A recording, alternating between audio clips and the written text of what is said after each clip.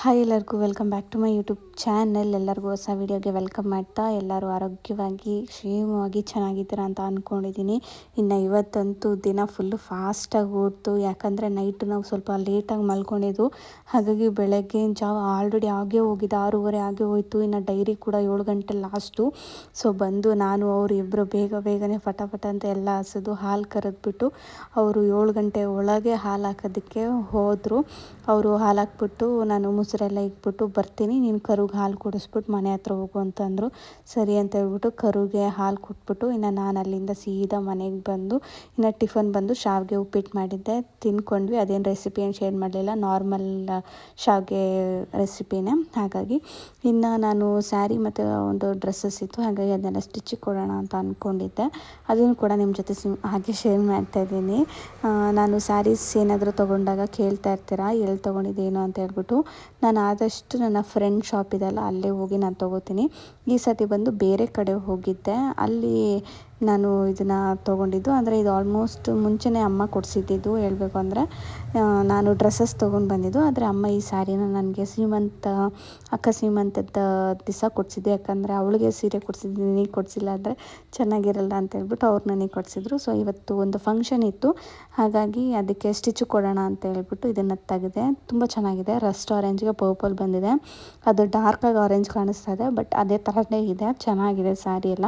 So ಈ ಸತಿ ಬೇರೆ ಕಡೆ ನಾವು ಹೋಗಿ ಅಕ್ಕಂಗೆ ಮತ್ತು ನನಗೆಲ್ಲ ಸ್ಯಾರಿ ಶಾಪ್ ಮಾಡಿದ್ದು, ಹೇಗಿರುತ್ತೆ ಕ್ವಾಲಿಟಿ ಅಂತ ನೋಡೋಣ ಅಂತ ಹೇಳ್ಬಿಟ್ಟು. ಸೊ ಚೆನ್ನಾಗಿದೆ, 1600 ಏನೋ ನಾನು ಪೇ ಮಾಡಿದೆ. ವರ್ತ್ ಇದೆಯಾ ಅಂತ ಹೇಳ್ಬಿಟ್ಟು ಕಮೆಂಟ್ ಮಾಡಿ ನನಗೆ. ಹಾಗೆ ಇನ್ನು ನನಗೆ ಮೇಕಪ್ ಆರ್ಡರ್ಸ್ ಎಲ್ಲ ಇತ್ತು, ಹಾಗಾಗಿ ಕೆಲವೊಂದಿಷ್ಟು ಟಾಪ್ಸ್ಗಳನ್ನ ನಾನು ತರಿಸಿದ್ದೆ. ಇನ್ಸ್ಟಾಗ್ರಾಮಲ್ಲಿ ನಾನು ಯಾವಾಗಲೂ ತರಿಸ್ತೀನಿ, ಕೆಲವು ಸತಿ ಶಾಪ್ಗೆ ಹೋಗಿ ತೊಗೊಂಡು ಬರ್ತೀನಿ, ಕೆಲವೊಂದೆಲ್ಲ ಶಾಪ್ಗೆ ಹೋಗಿ ತಂದಿದ್ದೆ. ಆದರೆ ಇದನ್ನೆಲ್ಲ ನಾನು ಇನ್ಸ್ಟಾಗ್ರಾಮ್ ಪೇಜಲ್ಲಿ ನಾನು ತರಿಸಿದ್ದೆ. ಹಾಗೆ ನೈಟ್ ವೇರ್ ನಾನು ಹಾಕ್ಕೊಂಡಿದ್ದೀನಲ್ಲ, ಆ ಥರ ನೈಟ್ ವೇರು ಕೂಡ ನೀವು ಎಲ್ಲಿ ತರಿಸ್ತೀರಾ ಅದ್ರ ಡೀಟೇಲ್ಸ್ ಕೊಡಿ ಅಂತ ಕೇಳಿದ್ರಿ. ಈ ನೈಟ್ ವೇರ್ ನಾನು ಹಾಕ್ಕೊಂಡಿರೋದು ಬಂದು ಒಂದು ಇನ್ಸ್ಟಾಗ್ರಾಮ್ ಪೇಜಿಂದ ನಾನು ತರಿಸಿರೋದು. 1000 ರುಪೀಸ್ಗೆ 4 ಬರುತ್ತೆ, ಅಂದರೆ ಒಂದಕ್ಕೆ 250 ಬೀಳುತ್ತೆ. ಚೆನ್ನಾಗಿದೆ. ಈ ಟಾಪ್ಸ್ ಏನಿದೆ ಅಲ್ಲ, ಇದನ್ನು ಕೂಡ ನಾನು ಇನ್ಸ್ಟಾಗ್ರಾಮ್ ಪೇಜಲ್ಲೇ ತರಿಸಿರೋದು. ಇದು ಅಷ್ಟೇ 250 ರುಪೀಸ್ಗೆ 1 ಟಾಪು, 1000 ರುಪೀಸ್ಗೆ 4 ಟಾಪು, ಪ್ಲಸ್ 100 ರುಪೀಸ್ ನಿಮಗೆ ಶಿಪ್ಪಿಂಗ್ ಚಾರ್ಜಸ್ ಬೀಳುತ್ತೆ. ಚೆನ್ನಾಗಿದೆ, ಟಾಪ್ ಕ್ವಾಲಿಟಿ ಎಲ್ಲ. ಎಕ್ಸೆಲ್ ನಾನು ತರಿಸಿದ್ದೆ, ಹಾಗಾಗಿ ಸ್ವಲ್ಪ ಹಾಕೊಂಡು ನೋಡಿದಾಗ ಲೂಸ್ ಅನ್ನಿಸ್ತು. ಎಕ್ಸೆಲ್ ಲೂಸು, ಎಲ್ಲಿ ಟೈಟು ಫುಲ್ಲು ಆ ಥರ ಆಗಿಬಿಟ್ಟಿದೆ ಇವಾಗ. ಹಾಗಾಗಿ ಅದನ್ನು ಟಾಪೆಲ್ಲ ಸ್ಟಿಚ್ ಕೊಡೋಣ ಅಂತ ಹೇಳ್ಬಿಟ್ಟು ಕೊಡ್ತಾಯಿದ್ದೆ. ಕ್ವಾಲಿಟಿ ಎಲ್ಲ ತುಂಬ ಚೆನ್ನಾಗಿದೆ. ಆ್ಯಂಡ್ ಅವ್ರ ಇನ್ಸ್ಟಾಗ್ರಾಮ್ ಪೇಜ್ ನಿಮಗೇನಾದರೂ ಬೇಕು ಅಂದರೆ ನನಗೆ ಕಮೆಂಟ್ ಮಾಡಿ, ನಾನು ನಿಮಗೆ ಹಾಕ್ತೀನಿ. ಅಂದರೆ ಇದು ಯಾವುದೇ ರೀತಿಯಾದ ಪ್ರಮೋಷನ್ ಆದಿದ್ದು ಏನಿಲ್ಲ, ಜಸ್ಟ್ ನನಗೆ ಅವ್ರ ಪೇಜಲ್ಲಿ ಬರೀ ಟಾಪ್ಸು, ಈ ಥರದ್ದೇನ ನೈಟ್ ವೇರ್ಸು, ಕುರ್ತಾ ಸೆಟ್ಸು ಇದೇ ಥರನೇ ಇದೆ. ಸೊ ನನಗೆ ಇಷ್ಟ ಆಗಿ ನಾನು ತರಿಸಿದ್ದೆ. ನೈಟ್ ವೇರ್ ಕೇಳಿದ್ರಿ, ಸೊ ನಾನು ಅದನ್ನು ಕೂಡ ಇನ್ಸ್ಟಾಗ್ರಾಮಲ್ಲೇ ತಂದಿದ್ದು. ಯಾವುದೇ ರೀತಿಯಾದಂಥ ಲಿಂಕ್ ಇಲ್ಲ ನನಗೆ.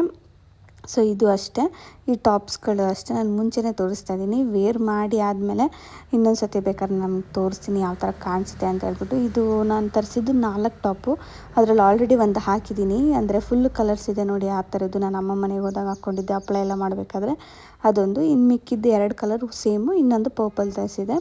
ಇದು ವೈಟು ಬ್ಲ್ಯಾಕು ಎಲ್ಲ ಥರ ನಾವು ಮ್ಯಾಚ್ ಮಾಡ್ಬೋದು ಅಂತ ಹೇಳ್ಬಿಟ್ಟು ನಾನು ಇದನ್ನು ತರಿಸಿದ್ದೀನಿ. ಚೆನ್ನಾಗಿದೆ ಕ್ವಾಲಿಟಿ ವೈಸ್ ಎಲ್ಲ. ನೀವು ಯಾರಾದರೂ ಈ ಥರ ಇನ್ಸ್ಟಾಗ್ರಾಮಲ್ಲಿ ಶಾಪಿಂಗ್ ಮಾಡಿದ್ದೀರಾ, ಚೆನ್ನಾಗಿ ಬಂದಿದೆಯಾ ಅಂತ ಕಮೆಂಟ್ ಸೆಕ್ಷನಲ್ಲಿ ಕಮೆಂಟ್ ಮಾಡಿ. ಈ ಥರ ನಾನು ತುಂಬ ನಂಬಲ್ಲ, ಕೆಲವು ಸತಿ ತುಂಬ ಚೆನ್ನಾಗಿ ಬರೋಲ್ಲ, ಬಟ್ ಕೆಲವೊಂದನ್ನು ಟ್ರಸ್ಟ್ ಮಾಡಿ ನಾನೇ ತರಿಸ್ತೀನಿ. ಓಕೆ ಕೊಡ್ಬೋದು, ಈ ಕ್ವಾಲಿಟಿಗೆ ಇಷ್ಟು ಕೊಡ್ಬೋದು ಅನ್ನಂಗಿದ್ರೆ ಮಾತ್ರ ನಾನು ತರಿಸ್ತೀನಿ. ಹಾಗಾಗಿ ಇನ್ನು ಮಧ್ಯಾಹ್ನ ಎಲ್ಲ ಸ್ವಲ್ಪ ಹೊತ್ತು ರೆಸ್ಟ್ ಮಾಡಿಬಿಟ್ಟು ಇನ್ನು ನಾನು ಕೂಡ ಮನೆ ಕೆಲಸ ಎಲ್ಲ ಮುಗಿಸಿ ಇವಾಗ ರೆಡಿಯಾಗಿ ಫಾರ್ಮ್ ಹತ್ರ ಹೊರಟಿದ್ದೆ. ಅದಕ್ಕಿಂತ ಮುಂಚೆ ನಾನು ಇದರಲ್ಲಿ ಗ್ರೋ ಬ್ಯಾಗಲ್ಲಿ ಕೆಲವೊಂದಿಷ್ಟು ಸೀಡ್ಸ್ಗಳು ಹಾಕಿರಲ್ಲ, ಕೊತ್ತಂಬರಿ ಮತ್ತು ಪುದೀನದೆಲ್ಲ, ಆಮೇಲೆ ಮೆಂತ್ಯ ಕೂಡ ಹಾಕಿದೆ. ಮೆಂತ್ಯ ಆಲ್ರೆಡಿ ಮೊಳಕೆ ಬಂದಿದೆ, ಪುದೀನ ಇವಾಗ ಚಿಗುರುತ್ತಾ ಇದೆ. ಇನ್ನು ಅಲ್ಲಿಂದ ಸೀದಾ ಫಾರ್ಮ್ ಹತ್ರ ಬಂದ್ವಿ. ಹಸು ಮೈಯೆಲ್ಲ ತೊಳೆದ್ಬಿಟ್ಟು ಅವರು ಹೊರಗಡೆ ಹೋಗಿದ್ರು, ಇರಲಿಲ್ಲ. ಅಲ್ಲಿ ಸ್ವಲ್ಪ ಲೇಟ್ ಆಗುತ್ತೆ, ನೀನು ಅಷ್ಟೊತ್ತಿಗೆ ಹಾಲೆಲ್ಲ ಕರೆದಾಕ್ಬಿಡು ಅಂತ ಹೇಳಿದರು. ಹಾಗಾಗಿ ಹಾಲಿನ ಕೈನೆಲ್ಲ ಎತ್ಕೊಂಡ್ಬಂದು ನಾನೇ ಹಾಲು ಕರಿಯೋದಕ್ಕೆ ಸ್ಟಾರ್ಟ್ ಮಾಡಿಕೊಂಡೆ. ಅದಕ್ಕಿಂತ ಮುಂಚೆ ಸಗಣಿ ಎಲ್ಲ ಎತ್ತಾಕ್ಬಿಟ್ಟು ಇನ್ನು ಕರಿಯೋಕ್ಕೆ ಸ್ಟಾರ್ಟ್ ಮಾಡಿಕೊಂಡೆ. ಒಬ್ಬರು ಕಮೆಂಟ್ ಮಾಡಿದರು, ನೀವು ಹಸುಗಳು ಜಾಸ್ತಿ ಇದೆಯಲ್ವ CC ಕ್ಯಾಮ್ರಾ ಹಾಕ್ಸಿ ಅಂತ. ನಾವು ಫಸ್ಟೇ ಹಾಕ್ಸಿದ್ದೀವಿ ಜಾಸ್ತಿ ಇರೋ ಕಾರಣ, ಆದರೆ ಅಕ್ಕಪಕ್ಕದೆಲ್ಲ ಸ್ವಲ್ಪ ಜನ ಇದ್ದಾರೆ, ಅದರಲ್ಲಿ ಏನು ಪ್ರಾಬ್ಲಮ್ ಇಲ್ಲ, CC ಕ್ಯಾಮ್ರಾ ಇದೆ. ಇವತ್ತೇನೋ ಸಿಕ್ಕಾಪಟ್ಟೆ ಗಾಳಿ ಹೊಡಿತಾ ಇದೆ, ಮಳೆ ಬರ್ಬೋದು, ಕರೆಂಟ್ ಇಲ್ಲ. ಎಲ್ಲ ಎಬ್ಬರಿಸಿದ್ದೇನೆ, ಇನ್ನೊಂದು ಸತಿ ಎಲ್ಲ ಸಗಣಿ ಹಾಕಿ ಅವು ಗಂಧ ಉಳಿದು ಎಲ್ಲ ಮಾಡೋ ಅಷ್ಟೊತ್ತಿಗೆ ಆಗೋಗುತ್ತೆ. ಹಾಗಾಗಿ ಮುತ್ತಿಕ್ಕಿಸ್ಕೊಂಬಂದ ಹೆಂಗಿತ್ತು ಮುತ್ತು?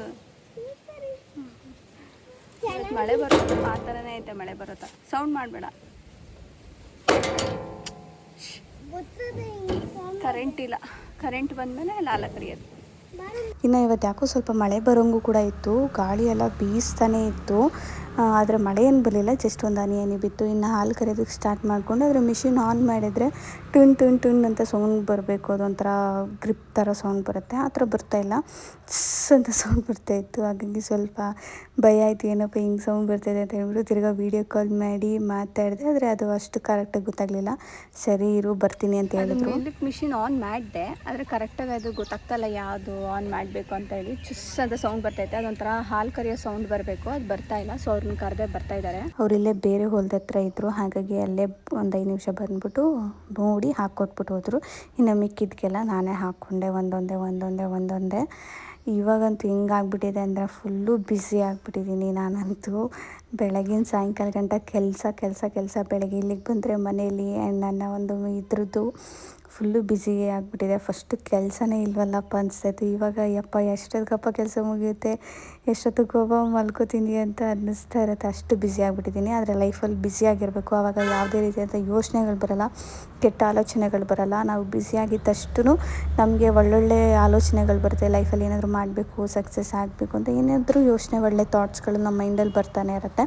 ಹಾಗೆ ಒಬ್ಬರು CC ಕ್ಯಾಮ್ರಾ ಬಗ್ಗೆ ಕೇಳಿದ್ರಲ್ಲ, ಸೊ ಇನ್ನೊಂದು ಸತಿ ಹೇಳ್ತಾ ಇದ್ದೀನಿ. CC ಕ್ಯಾಮ್ರಾ ಇದೆ ನಮ್ಮದ್ರಲ್ಲಿ, ನಾವು ಮುಂಚೆ ಹಾಕ್ಸಿರ್ಲಿಲ್ಲ. ಆದರೆ ಇದು ಓಪನ್ ಏರಿಯಾ ಆಗಿರೋದ್ರಿಂದ ಸ್ವಲ್ಪ ಭಯ ಆಗಿ ಹಾಕ್ಸಿದ್ವಿ. ಸೊ ಫೋನಲ್ಲೂ ಕೂಡ ನಾವು ನೋಡ್ಬೋದು ಯಾರಾದರೂ ಓಡಾಡ್ತಾ ಇರ್ತಾರೆ ಅಂತ. ಆದರೆ ಅಲ್ಲೆಲ್ಲ ವರ್ಕ್ ನಡೀತಾನೆ ಇರುತ್ತೆ, ಬೆಳಗ್ಗೆ ರಾತ್ರಿ ಎಲ್ಲನೂ ಜನ ಇದ್ದೇ ಇರ್ತಾರೆ. ಸೊ ಹಾಗಾಗಿ ಏನು ಟೆನ್ಷನ್ ಇಲ್ಲ. ಎಲ್ಲ ಹಸು ಹಾಲು ಕರೆದೆ, ಇನ್ನು ಲಾಸ್ಟಿಗೆ ಇನ್ನೊಂದೇ ಒಂದಿತ್ತು, ಅಷ್ಟರಲ್ಲಿ ಕರೆಂಟ್ ಹೊಟ್ಟೋಯ್ತು. ಇನ್ನು ಅವರು ಬಂದು ಹಾಲು ಕರೆದ್ರು. ಇನ್ನು ಅಷ್ಟರೊಳಗೆ ಮನೆಗೆ ನಾವು ಕೂಡ ಹಾಲೆಲ್ಲ ತೊಗೊಂಡು ಬಂದೆ ಮನೆಗೆ. ನೈಟ್ ಊಟಕ್ಕೆ ಸಿಂಪಲಾಗಿ ರೈಸ್ ಮಾಡಿಬಿಟ್ಟು ರಸಮ್ ಮಾಡೋಣ ಅಂತೇಳಿ ಕೇಳಿದೆ. ಸರಿ ಆಯಿತು ಮಾಡು ಅಂದರೆ, ಯಾಕಂದರೆ ಮಧ್ಯಾಹ್ನ ಫುಲ್ ಹೆವಿ ಆಗೋಗಿತ್ತು, ಚಿಕನ್ನು ಮುದ್ದೆ ಅದು ಇದು ಅಂತ ಹೇಳ್ಬಿಟ್ಟು. ಹಾಗಾಗಿ ಇವಾಗ ನೈಟ್ಗೆ ನಾನು ಸ್ವಲ್ಪ ರೈಸ್ ಮಾಡಿಬಿಟ್ಟು ಟೊಮೊಟೊ ರಸಮ್ ಮಾಡ್ತಾಯಿದ್ದೀನಿ. ಈ ರಸಮ್ ತುಂಬ ಸಿಂಪಲಾಗಿ ಈಸಿಯಾಗಿ ಆಗಿಬಿಡುತ್ತೆ, ಇಷ್ಟು ಸಖತ್ತಾಗಿರುತ್ತೆ ಗೊತ್ತಾ. ಹಾಗಾಗಿ ನಾನು ನೈಟ್ ಹೊತ್ತು ಏನಾದರೂ ಅಡುಗೆ ಮಾಡಿಲ್ಲ ಅಂದರೆ ಈ ಥರ ಮಾಡ್ಕೊಂಡು ಬಿಡ್ತೀನಿ. ಟೊಮೊಟೊ ಬೇಯಕ್ಕೆ ಇಟ್ಬಿಟ್ಟು ಸ್ವಲ್ಪ ಜೀರಿಗೆ ಮತ್ತು ಮೆಣಸನ್ನೆಲ್ಲ ಹುರ್ಕೊಂಡು ಚೆನ್ನಾಗಿ ಪುಡಿ ಮಾಡಿಕೊಂಡು, ಇನ್ನು ಸಪ್ರೇಟಾಗಿ ಒಗ್ಗರಣೆಗೂ ಕೂಡ ಎಲ್ಲ ರೆಡಿ ಮಾಡಿ ಇಟ್ಕೊಂಡು ಟೊಮೊಟೊನೆಲ್ಲ ಸ್ಮ್ಯಾಶ್ ಮಾಡಿಬಿಟ್ಟು ಒಗ್ಗರಣೆ ಹಾಕಿ ರೈಸ್ ಮಾಡಿ ಅದ್ರ ಜೊತೆಗೆ 1-2 ಹಪ್ಪಳ ಕರಿದ್ಬಿಟ್ರೆ ಸಾಕಪ್ಪ. ನೈಟ್ ಒಂದೊಳ್ಳೆ ಸಿಂಪಲ್ ಊಟದ ಜೊತೆಗೆ ಇನ್ನು ಕಣ್ಮುಚ್ಚಿ ಮಲ್ಕೊಬಿಟ್ರೆ ಆರಾಮಾಗಿ ನಿದ್ದೆ ಬರುತ್ತೆ. ಇವಾಗ ಅಷ್ಟು ಕೆಲಸ ಮಾಡಿ ಮಲ್ಕೊಂಡ್ಬಿಟ್ರೆ ಈ ಥರ ಬಿಸಿ ಬಿಸಿ ಊಟ ಮಾಡಿ. ಇವಾಗ ಬೇಸಿಗೆಗಾಲ ಅಲ್ವಾ, ಹಾಗಾಗಿ ಇನ್ನು ಮಡಿಕೆ ನೀರು ಕೂಡ ಆವಾಗವಾಗ ತುಂಬಿಸಿ ಇಡ್ತೀನಿ. ಮಡಿಕೆ ನೀರು ಬಗ್ಗೆ ಕೇಳ್ತಾಯಿದ್ರಿ. ಮಡಿಕೆ ನಾವು ಆಲ್ಮೋಸ್ಟ್ 1 ಇಯರ್ ಮುಂಚೆನೇ ತೊಗೊಂಡಿದ್ದು. ಇದನ್ನ ಏನಂದರೆ ನಾವು ತುಂಬ ಡೈಲಿ ಕ್ಲೀನ್ ಮಾಡ್ತಾ ಇರಬೇಕು, ಡೈಲಿ ನೀರು ಹಾಕಬೇಕು, ಆವಾಗ ಆ ಮಡಿಕೆ ಕ್ವಾಲಿಟಿ ಚೆನ್ನಾಗಿರುತ್ತೆ, ತುಂಬ ದಿವಸ ಬಾಳಿಕೆ ಬರುತ್ತೆ. ಹಾಗಾಗಿ ನಾನು ಡೈಲಿ ಒಂದು ಮಡಿಕೆ ನೀರು ಖಾಲಿ ಆಗುತ್ತೆ ನಮ್ಮ ಮನೇಲಿ. ಇನ್ನೂ ತಿರ್ಗಾ ಮಧ್ಯಾಹ್ನದ ಹೊತ್ತೆಲ್ಲ ತುಂಬಿಸ್ತಾನೆ ಇರ್ತೀನಿ.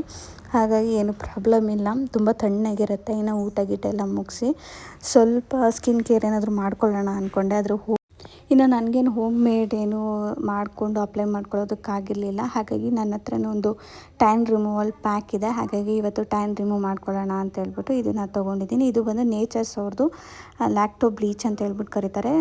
ಟ್ಯಾನ್ ರಿಮೂವ್ ಆಗಿದೆ, ತುಂಬಾ ಚೆನ್ನಾಗಿದೆ ಇದು. ನಾನು ಇದು ಕ್ಲೈಂಟ್ಸ್ಗಳಿಗೂ ಕೂಡ ಯೂಸ್ ಮಾಡ್ತೀನಿ ಶಾಪಲ್ಲಿ, ಆ್ಯಂಡ್ ನನಗೆ ಪರ್ಸ್ನಲಾಗೂ ಕೂಡ ನಾನು ಯೂಸ್ ಮಾಡ್ತೀನಿ.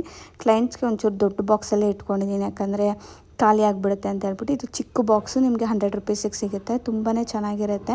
ನಾನು ಆವಾಗ ಮಾಡ್ಕೊತಾ ಇದ್ದೆ, ಇವಾಗ ಆಗಿಲ್ಲ, ನನಗೆ ಟೈಮ್ ಸಿಕ್ಕಿಲ್ಲ ಅಂತ ಹೇಳ್ಬಿಟ್ಟು. ಆಲ್ರೆಡಿ 1 ಮಂತ್ ಮೇಲೆ ಆಗೋಗಿತ್ತು. ಹಾಗಾಗಿ ಅಟ್ಲೀಸ್ಟ್ ಮಂತ್ಲಿ ಒಂದು 3 ಟೈಮ್ಸ್ ಮಾಡಿಕೊಂಡ್ರೆ ಟ್ಯಾನ್ ಆದಷ್ಟು ರಿಮೂವ್ ಆಗುತ್ತೆ. ನನಗೆ ತುಂಬಾ ಟ್ಯಾನ್ ಆಗುತ್ತೆ, ಯಾಕಂದರೆ ನಾವು ಕೂಡ ಈಚೆ ಕಡೆ ಎಲ್ಲ ಓಡಾಡ್ತಿರ್ತೀವಲ್ಲ, ಹಾಗಾಗಿ. ಆ್ಯಂಡ್ ಇವತ್ತು ನೈಟಲ್ಲಿ ನಾನು ಇದನ್ನು ಅಪ್ಲೈ ಮಾಡಿಕೊಂಡು ಸ್ವಲ್ಪ ಹೊತ್ತು ರೆಸ್ಟ್ ಮಾಡ್ತಾಯಿದ್ದೀನಿ. ತುಂಬ ಈಸಿಯಾಗಿ ಅಪ್ಲಿಕೇಶನ್ ಹಾಕ್ಕೊಬೋದು. ಜಸ್ಟ್ ಒಂದು ಬ್ರಷಿಂದ ಅದರೊಳಗೆ ನಾವು ಸ್ವಲ್ಪ ಕ್ವಾಂಟಿಟಿ ತೊಗೊಂಡು ಅಪ್ಲೈ ಮಾಡಿಕೊಂಡು ಒಂದು 30 to 40 ಮಿನಿಟ್ಸ್ ಬಿಟ್ಬಿಟ್ಟು ನಾವು ರೆಸ್ಟ್ ಮಾಡಬೇಕು. ಚೆನ್ನಾಗಿ ಅದು ಫುಲ್ಲು ಡ್ರೈ ಆಗಬೇಕು. ನಾನು ಐಪ್ಯಾಡ್ಗೆ ರೋಸ್ಮೆರಿ ವಾಟರ್ನ ಹಾಕ್ಕೊಂಡು ಚೆನ್ನಾಗಿ ರೆಸ್ಟ್ ಮಾಡಿ ಇವಾಗ ರಿಮೂವ್ ಮಾಡ್ತಾಯಿದ್ದೀನಿ. ನೀಟಾಗಿ ಡ್ರೈ ಆಗಿದೆ ಅದು. ನಾನು ಜಸ್ಟ್ ಒಂದು ರಿಮೂವಲ್ನ ತೊಗೊಂಡು ನೀಟಾಗಿ ರಿಮೂವ್ ಮಾಡ್ತಾಯಿದ್ದೀನಿ.